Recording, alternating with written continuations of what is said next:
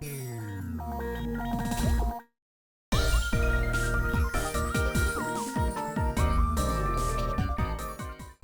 guys, James here, and today we're talking about whether Black and White 2 were really that good. Spoiler alert, they are. This is really hard to answer, and I can't really pinpoint why exactly I like this game so much, but it was the only one to stand out to me among the other Pokemon games as I was playing it. You know, with the others, they weren't, that hard, or I don't want to say not creative, but it's something different about Gen 5.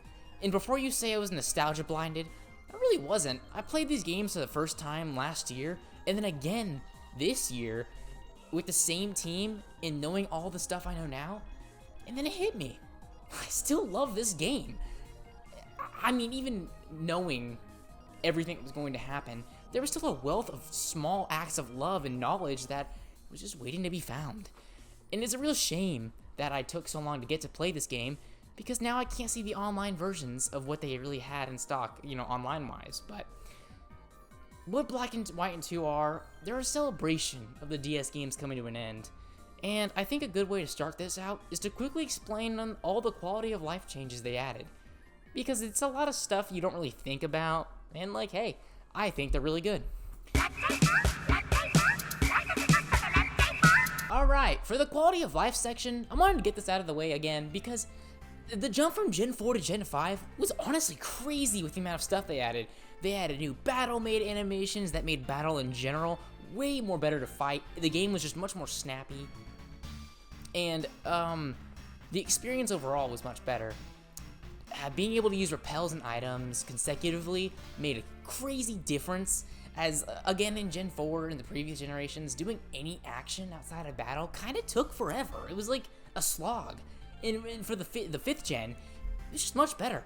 Not to, bash on those games or anything, but it was just crazy how it wasn't in the games prior. And this is the first generation at it. Not specifically, Black and White 2, but, Gen 5 as a whole. Poison, not like doing that thing where you walk and die constantly. I hate that thing. Breeding, when you breed now, it consistently passes down nature. I literally never use breeding in any of the games. That's pretty cool, you know what I mean? It's kind of cool. Hidden grottos, there's just little things where you walk in the bushes and you see Pokemon with new items and abilities that they shouldn't normally have. And I wish I used this when I played, because it's a lot cooler than it sounds, but I think it'd be pretty neat, Rotation battles as a whole are just much better executions of triple battles, at least in my opinion. I like the strategy it has comparative to how triple battle works, because you kind of can only hit the top right 2 dudes instead of the top left 2, and I just don't really like it, man. I don't know. But rotation battles fixes this, because they have this thing where you can attack, but you can switch the attacker when it's your turn, and your opponent doesn't know who you're attacking with the switch to, if that makes sense. And it just makes for a more consistent triple battle. And honestly, I might prefer over double battles.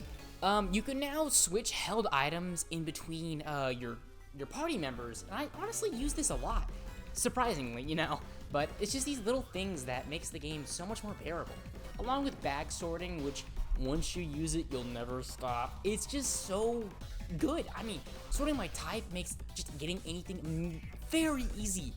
I know I'm glazing bag sorting, but I swear it's really cool. I'm gonna link the wiki down below if I forgot anything, and feel free to kill me if I'm wrong.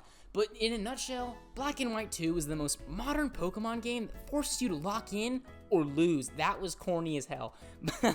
Yeah, why did I write that? But it's a no hand-holding generation. And to the fact that it'll just kick you to the curb. And it was really nice to see the well-made story in combat. And speaking of the story, the story. Although, what I will say about this story this time around, it is a little weaker compared to the first game, but I still think the second game holds its own, in the story department. But more about what I will say about the first game is that its emphasis on people abusing Pokemon And with the first time having an introspective argument about whether battling Pokemon is truly listening to them, was a much more thematic and compelling story overall. And along with having N be our rivals, with the reveal that he was the future king of Team Plasma, I thought that whole ordeal with him in the Ferris wheel was actually pretty scary. Okay, maybe not scary, but then I was like, oh my god, it's N. Whoa. But the amount of content the second game added, I think more than makes up for the lack of story.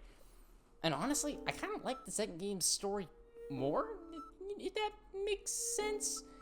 But it definitely has a smaller scope, which I like, because it's like more streamlined, you know what I mean? But in the Black and White 2 story, there's a civil war between Team Plasma under Gestis, the old Team Plasma, versus the new Team Plasma, which is under N. Gestis still wants to kill people and believing Pokemon are just tools, while N's group is saving Pokemon and returning them to their trainers. Both groups arguing over who's the true king, well, which I found to be pretty interesting. Both groups arguing over who's the true king, which I found to be pretty interesting, as you're not important to that, like, at the least. You're just kind of like a spectator to the whole story as a whole. It was nice to see how you were more of a mere observer to the war, and then slowly getting involved due to the relationship with your rival. Speaking of our rival, Hugh, who I thought was more grounded overall, had his whole plot line with his sister and her Purloin. Her Purloin being stolen before the game's events leading up to you. And Hugh fighting... with you and Hugh fighting your way up to the gym leaders to get strong enough to save that Purloin. I mean, of course you're still tasked with becoming the champion and collecting Pokemon, but it's not the main focus. Along with finding out what happens to the original protagonists through like little whispers and like little tales from the NPCs, the story takes a much different approach compared to the first game, having you take a completely different path than you would have had in the original games. Like, you still go through the same region, and I think Game Freak did a really good job making the old region look brand new. They just take you in a different order, and I thought that was really cool. It was like a new region, but I'm just saying the same thing. Anyway, the story, I liked how the story was designed, and I prefer the way it kind of doesn't handhold you, but it's just different. And I think what really helped that was all the cutscenes in the second game. I mean, sure, the first game had it, but the second game's cutscenes were really nuts, as this was the definitive version of the Gen 5 games, pushing the DS to its limits. I mean, it's still a DS, but it was really cool how much, like, the little guy could handle. I think that thing's got, like, less than a gig of RAM, so, like, you can cut us some slack, right? Anyway, Black and White 2 focused more on combat and the overall journey, rather than being so story-driven in the first game. Which is, good and bad, because, again, the story in the first game was much better, but it kind of just drags you along, compared to the second game, where it's more personalized in your journey, and I like that a lot. I felt it was more grounded, as it was cool seeing all the changes from the second games, compared to the first game, and the story in the second game seems more realistic to what would happen if real-life people had the dragons of old. The first game, still pretty good and realistic, but I think the second game of just Gestis straight up murking people out with the dragon was pretty funny. And I liked the sad subplot of the Lost Purloin. It took, again, like a more mature approach. I mean, look, nothing wrong with the older games, but their story is just, it's too much. It's hard to, like, register the danger that's in the region, because if the bad guys win in, like, say, Gen 3 or 4, the world's done, dude. And you kind of know it's not going to happen. But with this generation, Gen 5, and Black 2 and White 2, if they win, the world's not going to end, so they could actually win. Well, if they won, they could, hold the world hostage, and they can get away with whatever they want. And I think it's much more thematic, and the danger seems much more real, if that makes sense. The scope creep was definitely toned down in this game, and I really liked that. One more thing I would like to add is that there's these like ninja dudes called the Shadow Triad. I don't know why they're here. I don't remember them being in the first game. Maybe they were, but there's these like superpowered ninjas that can like throw ships and like kill you. and they got super strength, and why do they have Pokemon again? Like, they can't just kill them, right? Like, I feel like some of these Shadow Triad dudes can just fight the Pokemon themselves. So why have them? But anyway, along with the story, the gyms in Elite Four were golden in this game. Speaking of the gyms. The gyms. What a staple of the Pokemon games. You ask anyone, they've probably been into at least one gym. They may not look like they've ever seen a real-life gym, but hey, I digress. But, you know, they're the staple of the Pokemon games, and of course in this generation, they're a bit different. Each with their own little gimmicks, varying from coolness, but not in difficulty. As they're all really hard, I'm not gonna lie. For example, Charon, the first gym leader, right? They're usually pretty easy. I lost 3 times. It's just because he's not afraid to be scummy, man. I mean, he stacks workups to sweep your entire team, and at this point, I had Luca the Riolu and Simone the Oshawott, and my entire team got swept. So, I mean, there goes that. I mean, of course you could cheese it, but that goes with like any game ever, and you're cool. You don't cheese games, probably. But the point is, he mollywowed me, and it was surprising because in past Pokemon games, I could count on my hand how many times I lost to that, or one hand. I think I lost maybe 5 times in the later games, in the 3DS games. And not to toot my own horn, but I'm pretty good at Pokemon games, so to lose like this was kind of crazy. I wasn't expecting it. But this happens all the time. You know, be it Roxy spamming poison statuses, Berg with his admittedly kind of weak team, but his setups were at least smart, you know? And he just got unlucky being the bug type leader. He's Bug. Bug's never gonna be good. Gen 5 did introduce a ton of cool looking bug guys, I will say. You know, if I play it again, I will be using bugs, but then there's Alicia, who's like the electric type gym leader. Not only is she high-key bad, but she poses like a Joestar. And her team's really scummy. Again, you know, she sends in her ace, Emolga, who's a dual typing of flying and electric, and man, do I love that, because you either A, get a rock type, or B, get nothing, because ground moves don't work against Emolga. And I don't even think you can get a rock TM this early. So yeah, that made Kate, my Karakarok, useless. I mean, look, would it be better if I had a rock type? Sure. I didn't have one, and even if you did, her Zebstrika outspeeds most things. And then there's Clay. This was the hardest gym battle. I don't want to hear it. His extra gel, man, was the highest level thing around, and I killed every trainer, massacred the populations, and he still killed Simon the Dewott.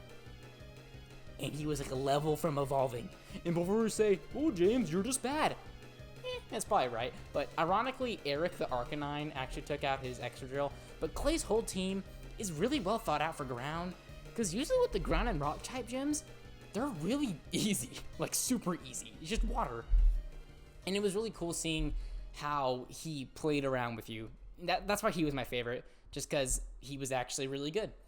Next up was Skyla. On the other hand, she was kind of on the weaker side, as, you know, Jolteon, Gale the Jolteon, was like a speed demon. Bro was moving like Neo, like that one dude from JJK, forgot his name.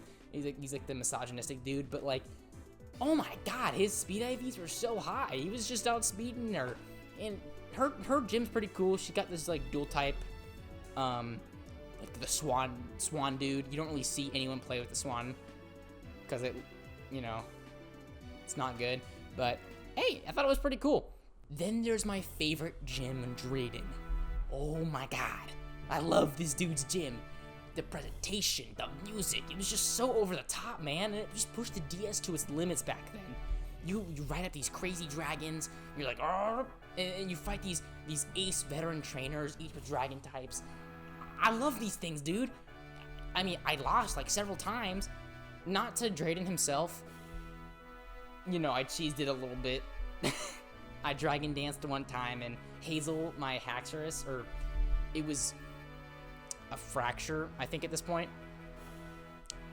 He just swept the whole team, and then I had my other teammates clean it up, but I still love Drayden.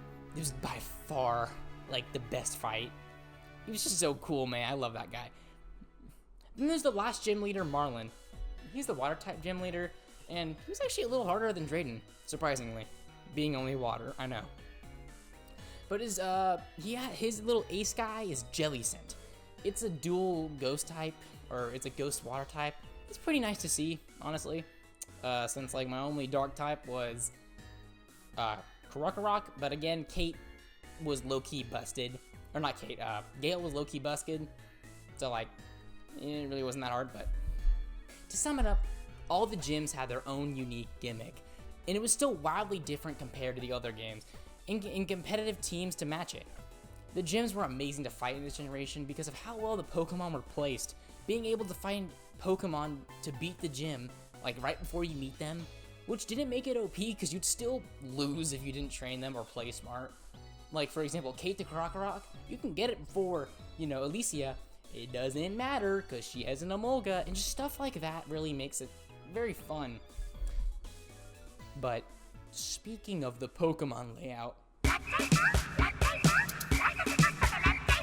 speaking of the Pokedex layout, I thoroughly love the decks in this generation. Not only did Gen 5 add 151 new Pokemon, which was, controversial at the time, and not specifically towards Black and White 2, I just love how all of them were spread out in this generation with the national decks. Well, not the national decks, but you can get Pokemon like Arcanine or Flygon, and it was cool to see all these different Pokemon come together in a new region this way. And it was awesome to see how they were animated as well, but I'll, get into that later. But what I'm getting at is that if you want a Pokemon in Gen 5, you could probably either get it mid to late game or very early, making a whole range of new Pokemon I'd never thought to play with possible. Of course, there's some outliers to this, like not being able to get Leafeon or Glaceon until post-game, or fan favorites such as Volcarona, which is a real shame and gripe I have with the other games, but it's not that bad, especially for me, because I like to plan my teams out, and if I learn I can't get a guy till post-game, I'm probably just not gonna catch him, and that's really sad to me, and but it didn't happen too much, besides with, like, Glaceon, for example. But what I liked about how easy it was to obtain a lot of these guys, it made my team more personal because of how early I could have obtained them, if that makes sense. For example, in previous games, I have to sub in and out Pokemon to either, deal damage to a gym or for a TM or something. But for this game, I was able to use the same team the entire time. Sure, you could chalk it up to being, at the right place at the right time, or I planned really well in this generation, but I planned the same way each time. And sometimes you just can't get a Pokemon that you want, no matter how hard you try. And I'm glad the decks in this generation made a majority of them pretty easy to obtain. Overall, I feel the placement was fantastic in this generation, and this is my favorite team I've ever built. I had to answer for each gym and trainer in a well-placed time. Speaking of trainers, the trainers themselves. In this generation, every trainer was kind of memorable this time around. Even the random dudes. Game Freak did an amazing job characterizing each trainer. You can find these little random animations they have when they jump in, or these random trainers that just play music within the region, which gets me giddy since when you talk to them, it changes the music in your town, and I just love that. And speaking of the animations, whenever you fight them, you can just really see who they are as a person. Game Freak did a crazy job about showing off their personality and characterizations in only a matter of seconds.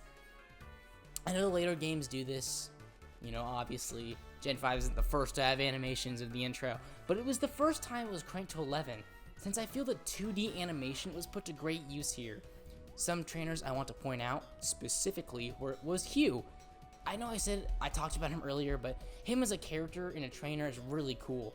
He was not only a competent and difficult rival who legit just punches dudes, but his reason for intervening in the Team Plasma War was realistic. It was more realistic than trying to be a hero. He was just trying to save his family pet. A next trainer I want to talk about specifically is my personal moral gray zone king, Colores. Man, was he cool. He just emitted aura, dude. He wasn't bad nor good and strictly did things for the good of science. He appears multiple times as sort of like a mini-boss who glazes you for being strong. He's the head of the scientists for Team Plasma, and the vibe I got from him was similar to N from the first game, at least in terms of being a mysterious figure. Not so much as like your rival, but there are some returning characters from the first game, each with their own growth in the past 2 games. I'm only gonna list like a couple because there's a ton. Obviously, like Iris, half the gym leaders in the Elite Four, but the ones that I liked a lot were the main 3 from the first game, like Charon, who's now a gym leader who appears to you later in the story to help you out multiple times with Team Plasma. It's really nice to see how much more confident he is for his reasoning for fighting. As the first game, you can kind of see him struggle, like his own ideologies. I'm not good at explaining this, but it's nice to see how much more confident he is. Then there's Bianca becoming the professor's assistant in this game and giving you the Pokemon. This time around, I honestly considered her more of the professor than the actual professor, and I think it was because she spent more time with you overall. I know Juniper met you, like in that one town with Skyla, but I don't know. I like Bianca better. Finally, there's N. He operates more like a Deus Ex Machina in this game, but it's not used as a cop-out. You know, it makes sense why he's used so sparingly, as he's like the second strongest person, if not the strongest person in the region. He has the dragon, bro. Like, that's not fair, he's got Zekrom, but I liked how, like, they didn't just milk N for his, because N's a fan favorite, man. Everyone loves him, and I liked how far and few between his appearances are. You can even find his team in the wild, and they have these little intro animations similar to shiny animations. But when N appears and graces us with his appearance, I was low-key fangirling, man. I mean, the dude is just so cool. Finally, the last character specifically I want to talk about is the main big bad Gestus. This dude is straight up killing people. He's not pleading ignorance anymore. He just wants people dead.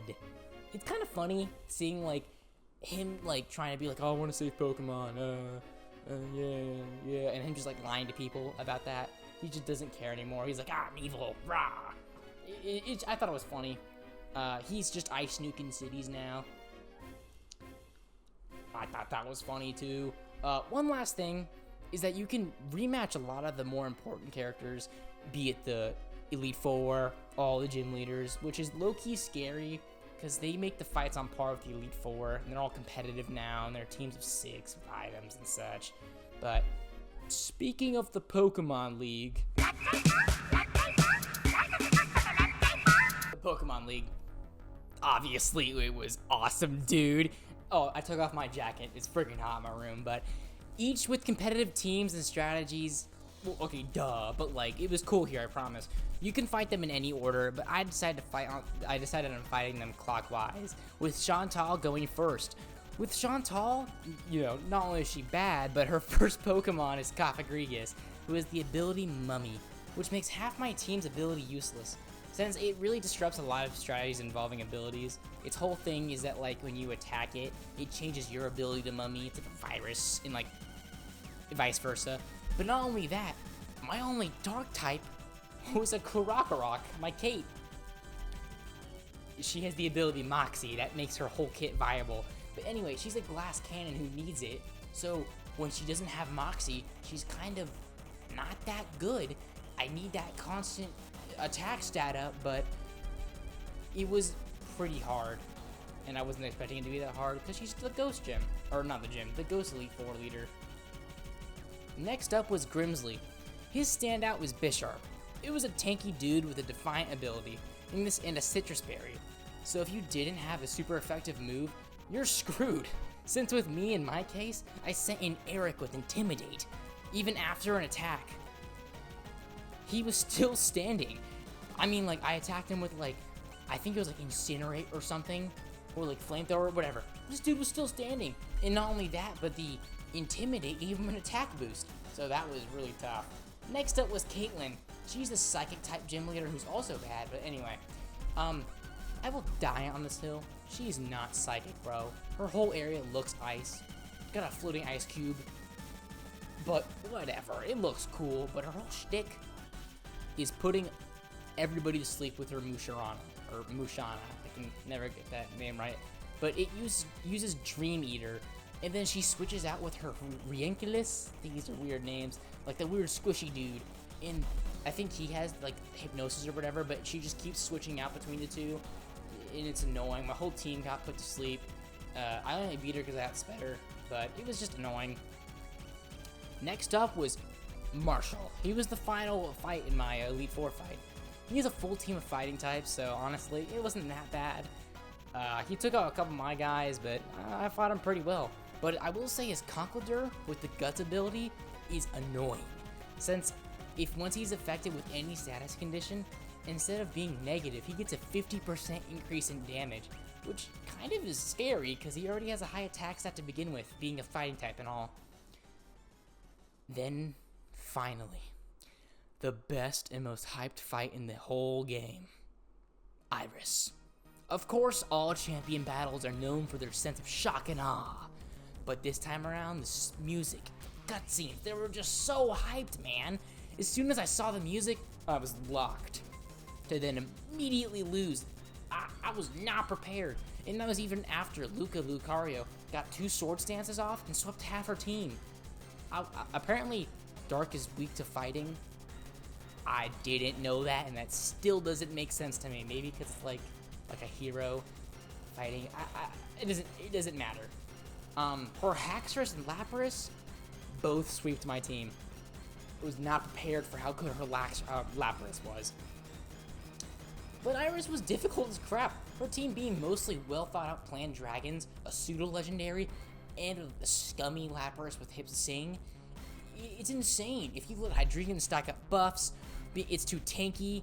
I mean, Hydreigon was so OP that they had to make Fairy as a result to balance him out, man. I mean, he's a Fairy merchant now, but he kind of deserved it. But then she leads with Drudgeon, who's more of a mixed attacker, man. But it has a life orb, so all of its attacks do like 10% more damage. It's just very annoying. Her Archeops is, it's pretty fine actually. It's a rock flying, it's got Dragon Claw, it's aight. But in my run, it was just him versus Eric, the Arcanine. And I got very lucky with that hyper extreme speed. That's what won me the fight. But anyway, before I got to that point, she has an Aggron with Rockhead, which makes her using Double Edge fine, because I'm pretty sure Rockhead stops recoil moves from hitting. Then there's the Lapras, who took out my Ace Hazel. You see, what I failed to realize was, at first, Lapras was obviously Water Ice. I knew that. It has Sing, so it moved first, put my Haxorus to sleep, in Ice Beam me, which was not fun. I'm not gonna lie, but finally the big bad Haxorus. I wish it was my Haxorus versus her Haxorus. I think it was actually, not gonna lie, and I'm pretty sure I outsped her, but her Haxorus is scary because it has a Focus Sash, Mold Breaker, it has X Scissor, it has, I think it has Dragon Dance as well. I could be wrong, but it's pretty fast on its own anyway, and luckily I avoided her Haxorus for the most part, but if I didn't, I would have been screwed. Focus Sash Haxorus is pretty evil, and it ends up being like the strongest final boss of the team. Again, ironically, I kind of one-shotted her Haxorus, which wasn't normal in the first run. When I first tried to fight her, it was her Archeops, which was the last one, but yeah, I really loved the art style of this fight, and it really carried it for me, especially with the music. Speaking of the art style.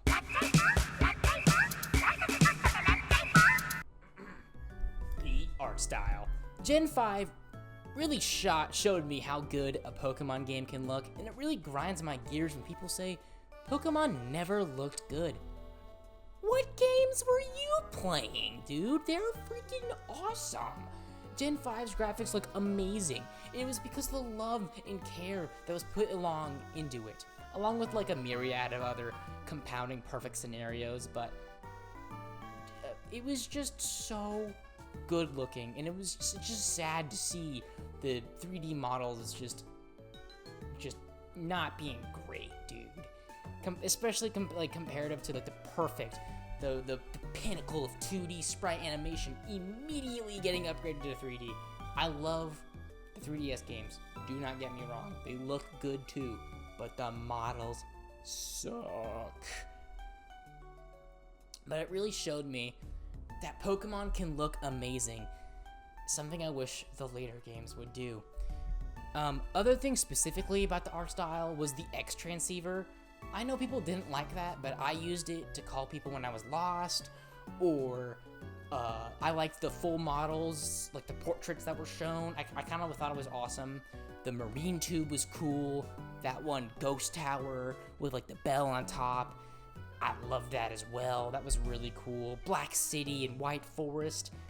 You know, depending on the two games, I'm probably showing like a ton of clips of the really nice looking 2D areas because I recorded the whole game, but I think the series really peaked here with the 2D art style and tone. I mean, not only was the 2D art style fully realized here, but my favorite place in the whole game being Village Bridge, which isn't even a main town, but this passing area with amazing music, and I had to just run around it, man. I found a dude with an ocarina, and then I talked to him, and he started playing this ocarina music. I found a singer who started singing, and then I found a guitar dude. And it was just all these little acts of love being put in random places for those who looked that sold the game for me.